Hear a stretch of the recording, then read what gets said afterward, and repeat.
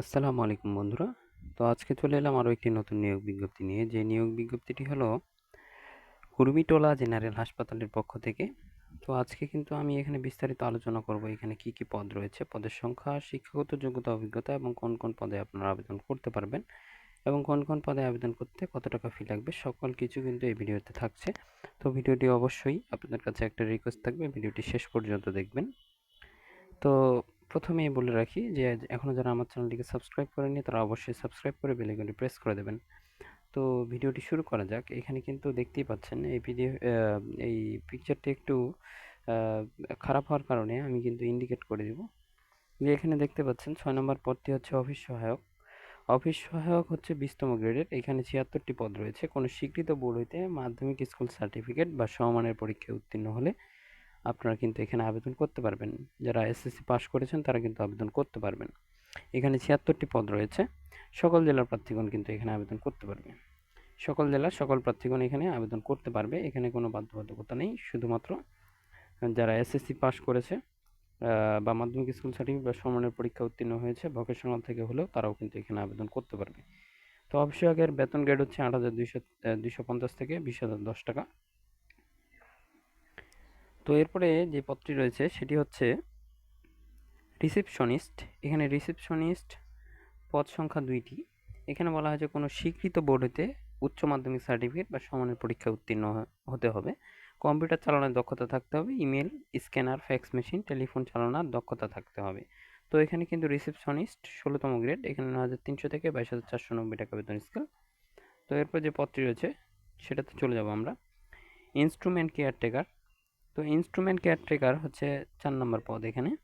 তো এটাও 16তম গ্রেডের। এখানে একজন নেওয়া হবে কোনো স্বীকৃত বোর্ড হতে ইলেকট্রিক্যাল বা মেকানিক্যাল ট্রেডে যারা উচ্চ মাধ্যমিক সার্টিফিকেট ভোকেশনাল পরীক্ষায় উত্তীর্ণ। এইখানে বোঝানো হয়েছে যে যারা ভোকেশনাল নিয়ে পাশ করেছে এবং ইলেকট্রিক্যাল বা মেকানিক্যাল ট্রেড, ট্রেড 1, ট্রেড 2 যেটা থাকে সেটা যারা উচ্চ মাধ্যমিক সার্টিফিকেট যারা পাশ করেছে সেই পরীক্ষায় উত্তীর্ণ যারা হয়েছে তারা কিন্তু এখানে আবেদন করতে পারবে। তারপর যে পদটি রয়েছে সেটি হচ্ছে অফিস সহকারী কাম কম্পিউটার মুদ্রাক্ষরিক। এটা 3 নম্বর পদ। তো এটাও 16তম গ্রেড। এখানে 4 জন নেওয়া হবে। এখানে কোনো স্বীকৃত বোর্ড হইতে উচ্চ মাধ্যমিক সার্টিফিকেট পরীক্ষা বা সমমানের পরীক্ষায় উত্তীর্ণ হতে হবে এবং আপনাকে এখানে অবশ্যই কম্পিউটার চালানোর দক্ষতা থাকতে হবে এবং মুদ্রাক্ষরের গতি বলা হয়েছে বাংলায় 20 শব্দ, ইংরেজিতে 20 শব্দ ন্যূনতম গতি কথা বলা হয়েছে। এরপরে যে পদটি রয়েছে সেটি হচ্ছে ডাটা এন্ট্রি বা ডাটা কন্ট্রোল অপারেটর। সেটা হচ্ছে এখানে এটা 14তম গ্রেড। 10,200 থেকে 24,680 টাকা।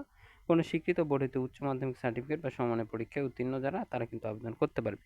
কম্পিউটার চালানোর যাদের দক্ষতা রয়েছে তারা এবং কম্পিউটারের মুদ্রাক্ষরের গতি বাংলায় 20 শব্দ, ইংরেজিতে 20 শব্দ এবং ন্যূনতম গতি লাগবে স্ট্যান্ডার্ড অ্যাপটিটিউড টেস্টে উত্তীর্ণ হতে হবে।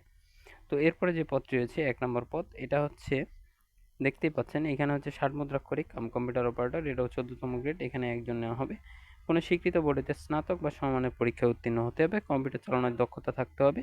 ষাটলিপিতে প্রতি মিনিটে সর্বনিম্ন গতি ইংরেজিতে 70 শব্দ এবং বাংলায় 45 শব্দ। কম্পিউটার মুদ্রাক্ষরের গতি ইংরেজি 30 শব্দ এবং বাংলায় 25 শব্দ। প্রতিটা ক্ষেত্রে মিনিটের কথা বলা হয়েছে। এগুলো মিনিটে কিন্তু আপনাকে টাইপিং করতে হবে। এটার দক্ষতা আপনাকে থাকতে হবে।